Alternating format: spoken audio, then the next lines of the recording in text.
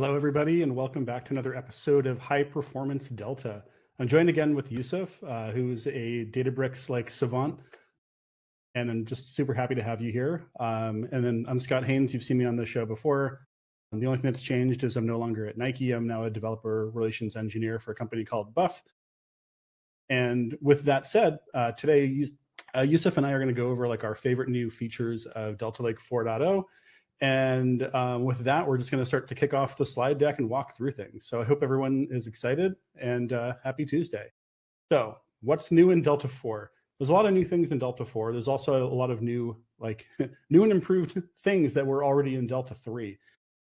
And so as we walk through all this, I think one of the things to kind of keep in mind is that everything keeps on getting better with every release. Performance keeps on getting better in every single release. And so things that, might feel old because you've heard the name before are getting better as well. So during today's session, we're going to also, recap a little bit of that as we go back through liquid clustering again. But Yusuf, is there anything you want to say before we kick off? No, I'm just happy to be here for the second time. Awesome. Cool. All right. Cheers. So I guess we'll go directly into the slides now. Starting out with Delta Connect.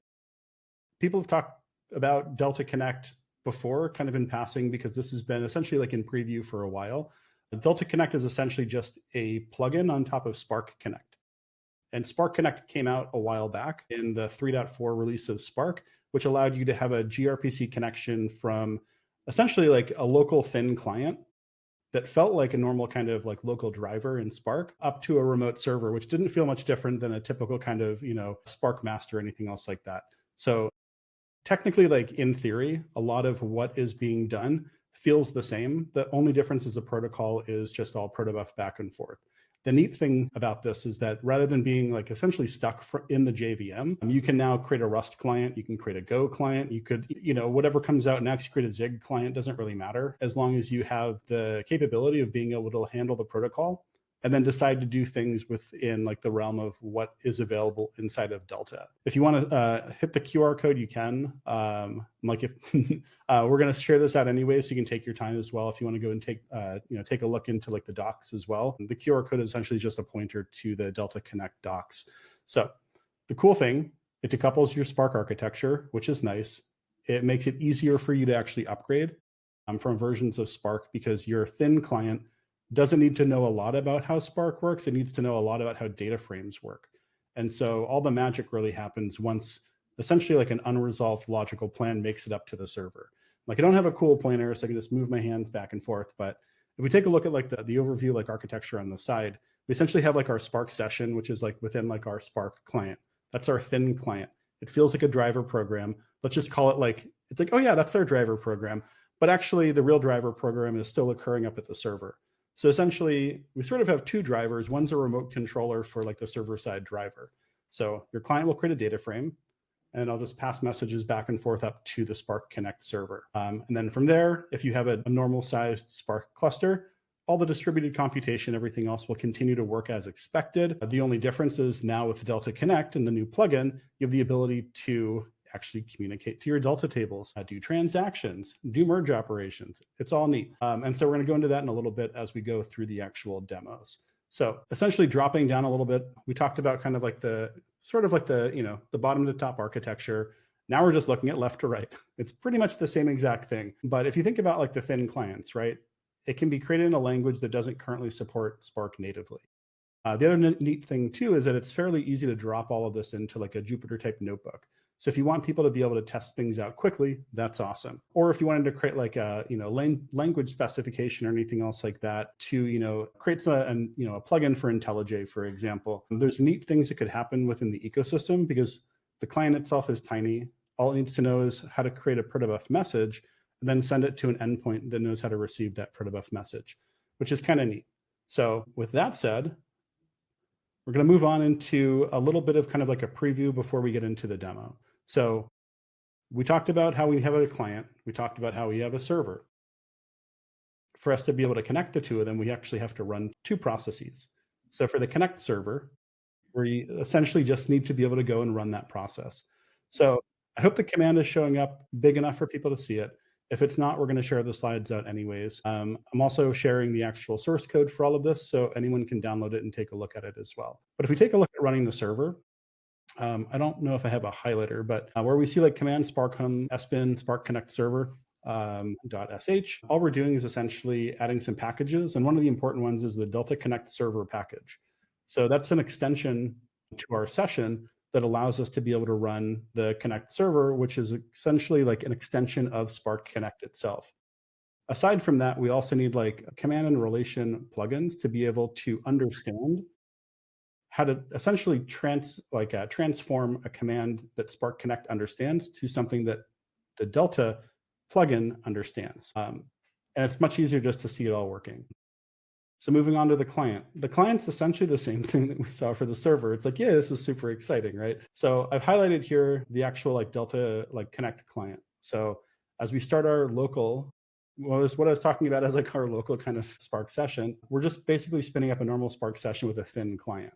So our Spark session actually is really just a conduit for sending messages back and forth to the actual server-side Delta service. And so with that said, there's really two things. I said there's like one tiny modification. There's really two. So everything has to run. So it has to be running. The server has to be running. So that's already two things. But the tiny modification is that we have to identify what the Spark remote endpoint is. So if you've ever connected to like, Spark : // this is really no different. It's just SC for Spark Connect : / with like the host name and the port number that you're going to connect to. The default is 15002. So that's been left off in everything within the demo, other than when we actually like just, talk about things in the README. So all you have to do is add an environment variable. If you're like the environment variable, I don't want that because I want people to know what's going on. Then on the Spark builder, go over on the right, you'll see like builder.remote. And you just pass the remote endpoint, and then your session ends up being like a gRPC session rather than one that's just speaking like the typical Spark protocol. And then I highlight that as well. Like if I do type Spark session, we'll see that it's SQL Connect session, Spark session. And so there's just a little bit of a difference, but everything else feels the same. We're now running with gRPC instead. All right. So how does this all kind of come together? We're going to look at this in the actual session in just a sec, like when we run the live demo. But if I take a look at like a normal kind of data frame type operation, so say I have a source Parquet table and I want to convert that to a Delta table, and then I want to save that on a path. Like it's a typical simple operation. So I've called it out, the proof's in the pudding, right? It's like, we're going to go test this. We're going to make sure that it works, because like Delta Connect is still in its early days and it's considered experimental. But while it's experimental, it doesn't mean it doesn't work. It works really well. But the interesting thing is, if you've taken a look at like any kind of like logical plans or like kind of like a dump of operations before on like the Spark side, if you've been debugging, it's neat to be able to take a look at kind of the subtle differences in like the planning. So on the right, we'll see like Spark Connect. We'll see we have a session identifier, because I might have a session, Yusuf might have the session, we might have different users with different privileges. And so each session has its own capabilities and permissions as well. And so I'm doing something on my behalf, you might be doing something on your behalf, and the same kind of concerns of like any sort of shared clusters come into play. Like, what's my Spark user have in terms of capabilities? So anyways, without further ado, we're going to start to transition now into the actual demo, and we're going to hope that it actually works. But we're going to give you a little bit of time. If you want to take a look at the QR code, that's going to be a reference to the Delta Connect Playground, which will allow you to go and actually test everything that we have here on your own as well. There's some READMEs. I'll walk you through what that actually means, but we're going to get started with that right now. May God of demos be with you. Thank you, sir. All right, so starting off, finding the mouse. So one of the things that I wanted to just kind of call out real quick. So there's a lot of data, and that data has to be downloaded externally to be able to run everything that's currently in these tests, or in this like a demo environment. And we're doing that because we don't want to bloat the download size for people, and then people can opt in to either decide that they want to run with the e-commerce data set, or they can run with anything else that they want to run with as well. At the end of the day, we're just taking these CSV files and we are going to be reading them into, so we're going to read our CSV files, we're going to transform them into Parquet, we're going to write the Parquet first to show you that Spark Connect is working as expected. On the second pass, we're just going to take the Parquet, we're going to write it to Delta to show you that Delta Connect is working. And then we're going to conclude by showing you what actually happens when we read everything else back with a couple transformations. So without further ado, we're going to go and run the Delta Connect server. You can tell that the Delta Connect server is running when you get to the Spark Connect server started at blah, blah, blah, blah, blah, 15,002. On the other side, we're going to run the Delta Connect playground. And this is just a Jupyter Lab environment, and that's going to get up and running. And then I need to go and find this over here. So we get to the local lab address versus like the internal Docker lab address. We're going to kick that open. So right now we're starting off with absolutely nothing in our data set other than like our raw CSV. So we're going to walk through everything just end to end. So I'm going to first go through, I'm going to create my new session. And then from there, we're going to take a look at the type session, make sure that everything is exactly the same as we expected. So PySpark SQL Connect, that's awesome.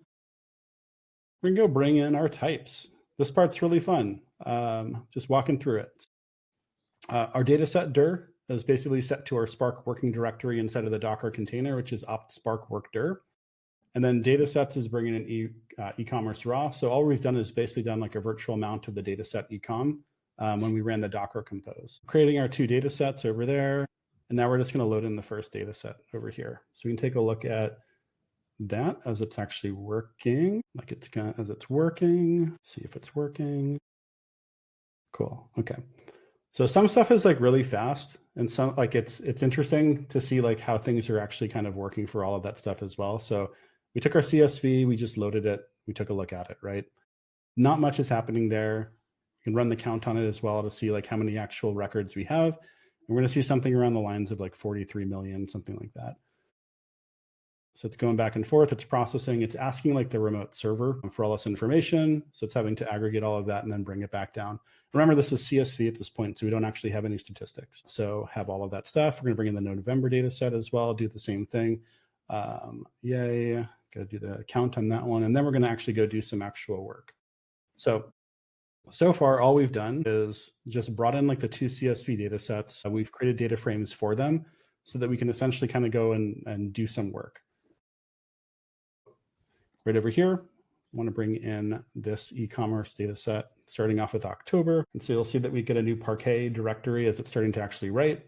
And so all of this stuff is like up and like running in our server environment. I know it's like a Docker environment, so everything feels like it's all in the same place. That's for simplicity, but the processes that are running right now are essentially like the Jupyter environment and then like the server side, which is where all the work is actually happening right now. So this will run. I know it's not the most exciting job to watch in a live demo as our Parquet is continuing to run and run and run and run and run. And so we'll just update this over here. We'll take a look at it and we'll see that we now have everything that we need. If I can just scroll that over. So right now we have an entire month worth of data for that. I'm going to kick this one off anyways, just because why not? And this will just give us all of November as we kind of go down. So this is a Kaggle data set that has e-commerce data from 2019, and it's got 2 months of like view data and a bunch of other cool stuff as well. So if you've ever been interested in like retail data, it's a really fun data set to play with. So as that one's going through, we're just going to go over here and wait for a second, load up our Parquet over here. What we're going to do now is essentially just go and create like a Delta table. I'm going to wait for this operation to stop. I apologize for this taking a while. It's almost done though. Almost done. Come on, demo gods, make it happen faster. So if I had a bigger, like, so while this is running, let's pop up localhost. So we'll see that like Spark Connect is running. We've got a session. My user is nobody because I'm running locally as a user called nobody, and I have no user identifier for that. But we can see like essentially like every single one of our operations. The statement is essentially like it's the parsed view of what we were sent as like our logical plans. And that's been parsed and turned into an actual operation itself. So this is now done. I'm just going to go through this again. So now we have like 2 months worth of data. That's great. This is the first real test of actually using like Delta Connect. We should be able to create this table and actually have it work. So now that we have a data frame, we know that our table exists over there.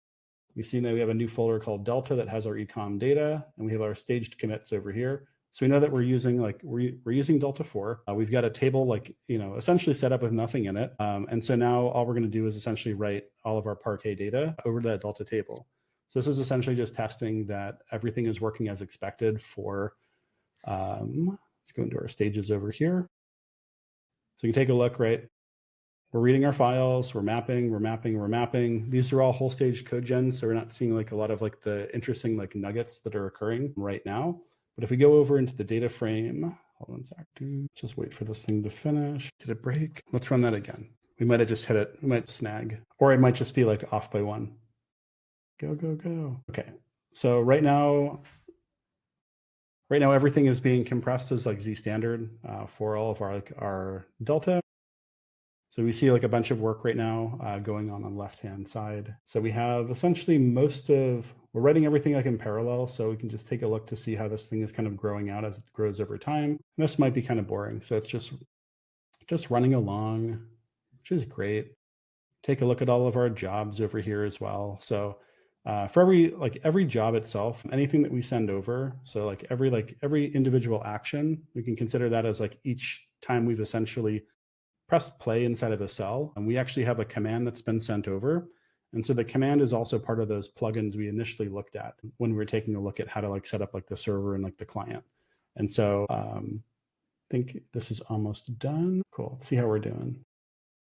Cool. I'm happy with that. Looks like we got everything now. All right, so the last thing over there, so we just finished a bit essentially writing. This is what we showed like in the demo, where it's essentially we're writing our Delta, we've got our path, we've got our source parquet. The source parquet is essentially just a normal command to be able to read and write parquet that Spark Connect already knew. And the only difference is essentially the Delta format, which came in through that plugin. So now if I want to read from my Delta table like I would any other Delta table, if I want to take a look at dates between like the 6th and the 16th, and I want to take a look at only views and I want to order by ascending, I can now do that, running it all on the server. And then all I'm doing is getting back essentially just a buffer that can be essentially read back into a data frame locally. So that thin client, all it's actually doing is essentially, it's like if I could speak data frame, right? It's probably a better way of talking about that, but that's essentially all it does. Is it takes the data frame, it knows how to read and write from a data frame. It's just asking somebody else for all the help. And so with that, that's pretty much the demo. And I'm going to kick it back over to Yusuf. And here you go. Thank you, Scott. I think gods were with you. Almost. One slight problem. And here you go again with liquid clustering. It's one of my favorite topic. I just want to make sure that if we have new joiners, they might want to know about liquid clustering. This is really a modern way of efficiently organizing data. So rather than having to partition them or like order them physically in the storage, you rather organize them logically thanks to liquid clustering. So I'm pretty sure you're familiar with the first SQL query. So you see that you can create your Delta table and then you specify partition by, I don't know, can be for this case type or value. Liquid clustering, it's almost similar. You just need to replace partition by cluster by. And that's it. It's very easy. Sorry. And it will be super important. Why? That's what we're going to see right now. So basically, when you want to modify a partition, you would need to rewrite the entire Delta table, which means if, I don't know, you have a table with the size of 1 terabyte, you would need to rewrite the entire table, which can be time consuming and can be a little bit also expensive. While for the clustering, you just need to alter the table, as you can see, alter table, and then cluster by, and you specify the new value. Of course, you can go up to 4 clustering keys or columns. And this is very efficient. Why? Because when you run the optimize, it will run only on incremental data. And this is very important. Why? Because now if you go with partitions, when you run the optimize, it will run on the entire dataset, including the files that were already optimized, unless you specify, for example, a where clause that should be available for partition tables. But again, it will only work if you have, for example, date, because you can specify, for example, optimize the table customer where date is higher than, I don't know, 15th of July, 2020.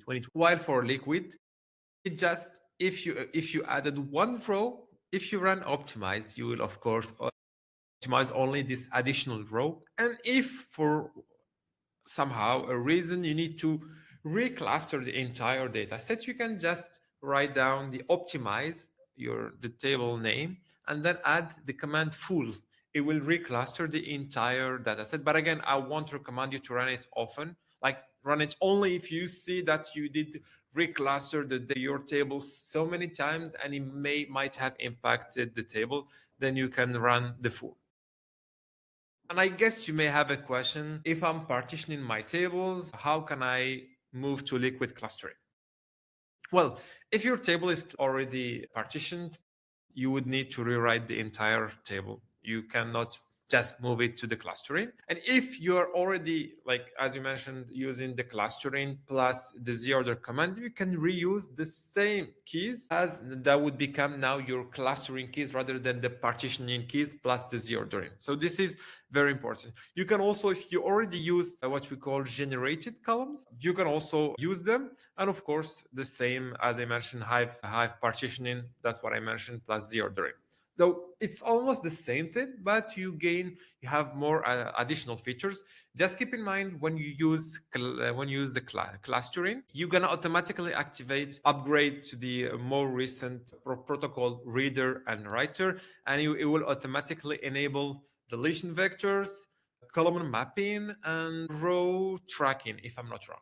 So basically, deletion vectors will help you avoid rewriting every time the Parquet files. That's for deletion vectors. For column mapping, it allows you to have space or special characters in the name of the columns. And then row track, it avoids concurrent queries, because for partitioning, you avoid the concurrent writing, because you can write to multiple partition at the same time. While for the liquid clustering, since it's not, let's say, partition, but it's logically, row tracking can help you avoid those conflicts. I don't know, Scott, if you have anything else to add. No, I think the big thing is that, like, for unoptimized tables, moving to liquid clustering is smarter. I was also thinking too, the demo that I was showing was all essentially just using Hive style partitioning, and it'd be interesting to basically go and modify that to show what it looks like with liquid clustering as well. I'm going to do that after the session's over. So it'd be interesting to see if how the performance looks after doing like those optimizations as well. I mean, it's local, so it's like performance will be good. Yeah, and I think the next one is called Collations, and this one is pretty new, again, part of Delta 4. And basically, it does introduce collation support, allowing user to specify how string values can be ordered. And of course, when I'm talking this, you will use it to compare the data. And this also will improve sorting and searching within the data. And as you can see in the example, so I have a bunch of names, some of them starting with capital letters, others not. And then I asked like, hey, order this table by first name. And as you can see, I have Aaron twice. The first one is with capital letter, the second one with not that. And as you can see, it did order them, but not as I was expecting. So with collations, as you can see, after, now that I ask like order by first name, you can see that Aaron are both ordered in the same, or let's say clustered, which can help me. For example, in case I have customers, sometimes I add my name with a capital letter, sometimes not. I can order them maybe and reduce redundancy or whatever other things that can be used, and also use for people who may, I don't know if they're using a data warehouse, moving their data to a data lake, to Delta plus open source Spark, they can use it easily.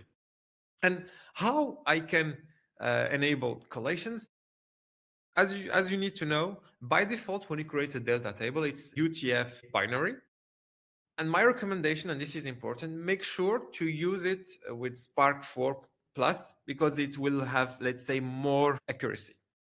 And trust me, this feature is amazing. Why? Because you can enable it at the table level. For example, you can define that all the columns within this table will have a default collation, which is UTF-8 underscore lowercase. Or if you, for example, within the same table, you can have maybe multiple options. You can define it at the column level. If the table has already been created, you can just use an alter column, alter table, alter column, specify the name of the column, then just add the collate at the end and with the coding.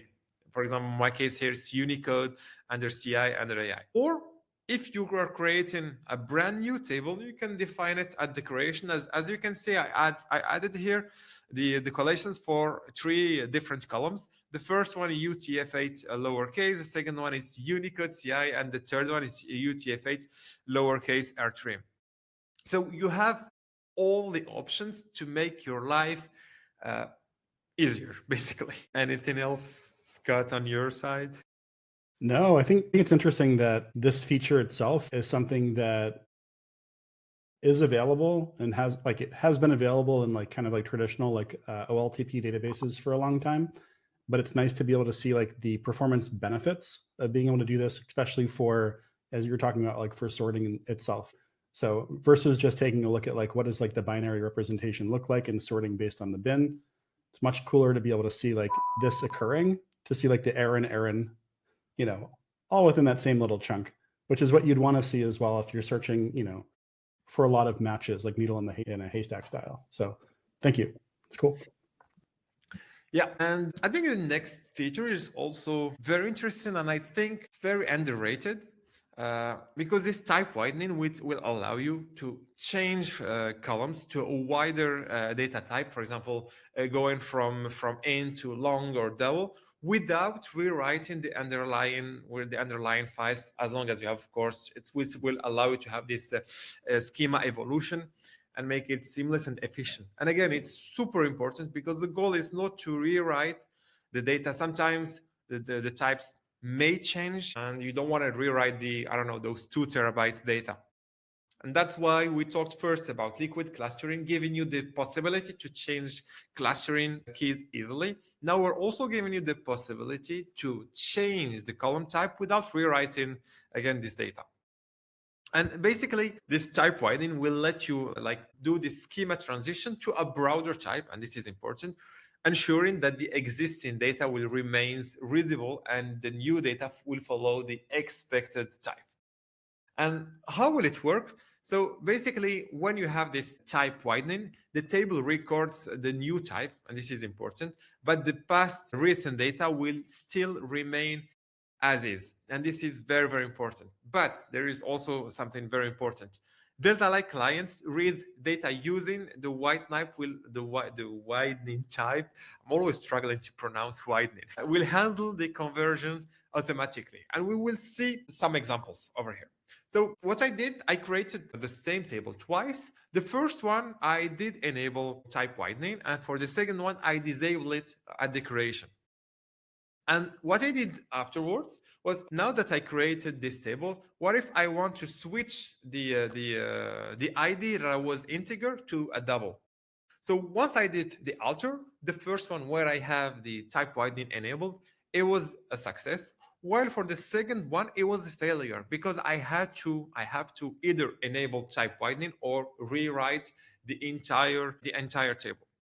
And also something to keep in mind, and I think this is very important. If you created a table with, for example, ID integer, and somehow you inserted into this ID, this column, for example, a float, it will automatically trim and keep only the integer part, which means if you inserted 2.5, it will always keep 2. It will remove those to the 0.5 and you won't have a failure. So this is something to keep in mind. Else you can go with altering the column, and that's not the only thing. Type widening exists since Spark Delta 3.2, but as you can see with Delta 4, we added more possibilities. And as you can see, byte can now switch to short, integer, long, decimal, and double, short to integer, long. So we gave you now more opportunities. And also for the date, you can switch it to timestamp NTZ, which is also Spark 4 compatible. So that's why I mentioned most of the things should work fine with Spark 4. And you're gonna ask me a question, okay, should I always go and alter the table to change the value or the type of the column? So yes and no. For example, when you do the insert or the merge schema, depending on whether you're using Python or SQL or whatever language you will use, so it will automatically convert this column, but we have some exceptions. So for example, integer cannot go to a decimal or a double. And same thing for merge into. So those are the same condition. For example, merge into, if you're specifying a condition, merge into a column, and we'll merge into a table from a view or another table, you're going to specify a condition. Once this condition is matched, you're going to merge into this specific table. So again, it will automatically take in consideration the new column type, but not convert from, for example, integer to decimal or double. So those are the exceptions. If you want to be sure, just go and do alter table and then alter the specific column and switch it to whatever type you want to be moving to. Just keep in mind that it has to follow those specific source. So if it's not here, then of course you're going to have an issue. And something I've seen people asking about, okay, what if I activated type widening? I want to disable it. So basically you can disable it with, as I did show you at the beginning, delta.enable type widening equal to false, but it won't remove it completely from your table. And that's why if you want to really get rid of this feature, but again, for some reason, maybe your protocol reader or writer does not support this feature and you're blocked, it's either improve your reader and writer, or you can drop this feature by altering the table, the name of the table, drop feature type widening and truncate history. And this is how you can get rid of the enablement of this feature. Else it will just disable it for the new columns, and the existing one will still be white. With that in mind of being able to go and drop this feature, if you drop the feature and you had a table that had an int, and then you manually altered the table to allow it to be a decimal type, and then new data was added prior to dropping the feature, what does the state of the table look like at that point in time? Sorry, can you repeat the question? I did the block. No, it's okay. So if I have a table and say the first 10 transactions have ID field as an integer, for the 11th transaction, I'm doing an alter table. And so I'm going to change the schema declaratively, and I'm going to go and change it. It's the manual operation to go and move it to a decimal type. And then I'm going to go and actually drop the feature after writing in, say transactions 12 through 20. So essentially it's it's integer, split point, decimal. So my table now has essentially both types in it.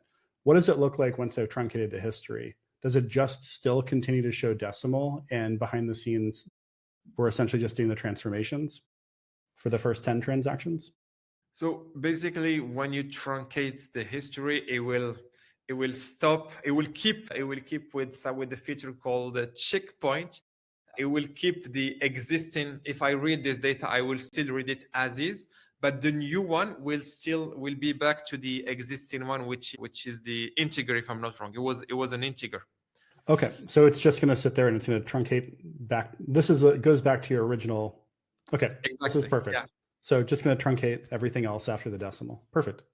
Exactly. Yeah, and also the next feature I think is also very important, especially for those who have to handle semi-structured data. So basically it does enables flexible and efficient storage of this semi-structured data, and it will make it super or much more performant than traditional approach of storing it as a string and then having to trim it or do a lot of transformation. So basically in the past, you had to create, for example, a JSON example. It would be an ID, and then your JSON will be stored in the data as a string. While now you can just create a type called variant. And why variant? Because basically it means that this file or this data will keep switching because you don't know how it will look like. So I think that's why it was called variant. And why it's important? Because for three reasons. It has a native semi-structured support. So variant stores data in a binary encoded, strongly typed format, enabling efficient storage, indexing, and query performance. And in contrast, string columns require, as I mentioned, parsing to JSON text at query time, which make things slower and very in its resource intensive. And the second option is because of this schema evolution and type safety. So with variant, you can directly access nested fields using the dot annotation. That's what I will show you. Delta Lakes understand the structure and the types within. Hey, so real quick, I think the microphone is running out of battery potentially. It sounds kind of like a windy day. Just wanted to bring that up real quick. It's sounding a lot better right now.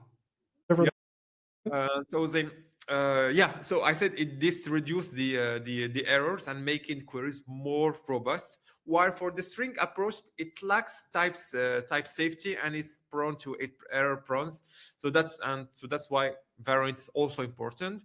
And the last one is about performance. So when you query variants, those when you query variant columns, this one are faster and more expressive, and they support advanced analytics. You can use them, for example, with BI tools. While for the second option, it requires repeating, parsing, and makes like some expressions a little bit complex. So that's why you can see in the example before we need to get JSON and specify the object. While for the second one, I'm just, as I mentioned, because variant was a data type. So now I just access the name and I name it name and then age. And then if it's nested, address dot city and so on. And you can see a huge improvement in the performance. And how can I enable it for existing column? Very easy, just alter table, and you need to set this command delta.feature variant type preview supported. Just keep in mind, and this is a warning, once you enable this feature, this table won't be readable if your client does not support variant data type. As of all the other features I mentioned, it's dependent to the reader, the Delta protocol reader and writer. So the compatibility is required, and variant columns cannot hold data larger than 16 megabytes for now, or as of now. Maybe things will change in the future. And I'm not saying the entire column, but just like for one row, it can be higher than 16 megabytes, but your table can be 2 terabytes. There is no problem. Anything else to add, Scott, over here? Yeah, I was just gonna say that, like, for a lot of people who are testing ingestion of like new data types, and they're not essentially sure of what things should look like yet. Like a lot of times, like when you're going and you're prototyping a lot of things changed often. And variant type is a very good way of being able to ensure that that data can mutate in a way that's still performant. And that's like one of the things I found interesting about like variant type in general. Like a lot of like the use cases are like, IoT related. And it's like, you have one sensor, but now you want to have essentially like an aggregate of multiple sensors to, have a more performant like read throughput for like an individual table. And to do that in the past, you'd have to join a bunch of different data across a bunch of different join operations to create a new table, or you'd create like a materialized like synthetic table of all the other tables. Or with variant, you can basically just stuff new data into the variant type itself, which is an interesting way of being able to like, modify and mutate data in a way where it's still performant, which is really interesting to me. I think I've seen a question. Does the variant type requires any upgrades at the reader level? Yes. So the variant feature in Delta Lake requires upgrading the reader protocol, which means all the readers, not just writer. They must support this feature to read tables that has variant type. And I think the last feature I wanted to mention. It's called checkpoint protection. So Delta 4 introduced this protection, which is a feature that ensures that your table remains safe and it's still compatible even when you drop some features. By dropping features, you remember I mentioned you can drop maybe deletion vectors, you may drop type widening. So the goal here is whenever you drop a feature, Delta Lake will automatically rewrite the recent table history and protect the checkpoint. And which means even if I query this table, it will still be, will still function. Because in the past, if you drop some features, it may cause some issues. So this one will prevent the protocol downgrades from being, accidentally removed during those cleanup operation, which means And at the same time, it ensures that the older clients can still reliably read this history to be able to populate back this table. And the goal, it says, and as Scott mentioned during the question he asked at the beginning of the type widening, when I said you can drop it. So it does protect the checkpoint mark at the transition point, which means older clients can still can read up to the checkpoint, and newer client will handle the rest. So that's how we can make sure that it's still compatible. And this one is part of Delta Lake 4.0. You can find more details in the Delta Lake documentation, but you can also access the code in GitHub. You can see the exact implementation and how does it work. So I tried to simplify it, but it goes beyond what I've just explained easily right now. I think it's also the interesting thing with it too is that like if you think about creating a point of no return where you're like, we're going to force upgrade a table at a certain point because I want to opt into all these new features, by being able to allow an older client to read up to a certain point, it's like a safe cutoff without essentially cutting, like you're not just immediately blocking them, right? It's like, well, you can read up to this point in time before upgrading, which is kind of a nicety to do that, right? Where it's like, you don't have to upgrade today, but the second you hit this data, you'll have to upgrade. And that's cool because it's a way of communicating through the table to a customer about capabilities. Like we're always upgrading things, right? From computers to cell phones and everything else in our lives. And like the same thing goes with the data, right? Technology improves for the right reason. And the hardest thing to do is to get people to actually upgrade. So it's like, well, here you go, right? It's like a line in the sand. So this is great to know as well. And there's probably a whole entire like subset of problems that like the checkpoint protection is solving for now as well, outside of even just changing features in the table as well. So this is neat. Oh yeah, I'm sorry, I'm like, this is just a picture of me. So this, so Long Vu, who's in the picture with me from like the Open Lakehouse Mini Summit from back in June. I have mine too. I'm like, yay, marketing. Yeah, thank you, Carly, for the wonderful glasses. And I think this one too, my Delta Lake cup. But Long Vu was originally the one who told me about like the new updates to Delta Connect and got me interested in like looking further into it. And so we've been kind of chatting back and forth about like who in the community kind of helped put everything else together. And so it's probably hard to see right now, but essentially everybody who contributed to Delta 4 is in like the call out. And then also like a thanks to like Martin Grund, who came up with Spark Connect originally. And then also like I'm shouting out to Buff, who helped create the toolchain that makes Protobuf really work well within Spark Connect and like the Delta Connect environment as well. And outside of that, I think we're going to move on to questions. Yeah, and just to answer, I think someone asked a question: what would happen with checkpoint protection when we change column mapping? Yeah, so you cannot drop all the features. You have the list of the features that you can drop using the trunk history, but it cannot be done for all the features. And I got your point, because if you drop rear column mapping, then the name of the table, the name of the column will be a problem, because you cannot have these special characters. That's why you cannot drop all the features using the truncate feature. Yeah, I think so. With that, also for that question, there's an extension of the question, which is like, would we be able to revert to previous state like nothing happened? Because right now, as far as I understand, we're always getting some extra files under the hood that are not deleted if we revert. There's probably like the additional like underscore metadata files and things like that, which I don't have a good answer for that. I haven't tested dropping all features yet, but there's probably things that might kick around. And if you know that they're not needed, you can always go and delete them, but there is always a risk of corrupting the table. So if the overhead's not too high for it, you could just keep them around, even though it's kind of like, you know, it's keeping kind of trash around until you need it again. But I'll go over to the actual Q&A as well. So then we can start to answer other questions as well, if there are any other questions. Or I can just chat with Yusuf about, you know, cool stuff like how's Paris? Well, it's windy, not that good. Haven't seen the sun for a very long time. It's sunny right now in California. If you want to come over here, jump on a plane, I'll host you. Yeah, next June for DICE. Perfect. That sounds awesome. Well, if there's no other questions and people don't just want to hear us ramble, we can call it quits for the day. Thanks for coming.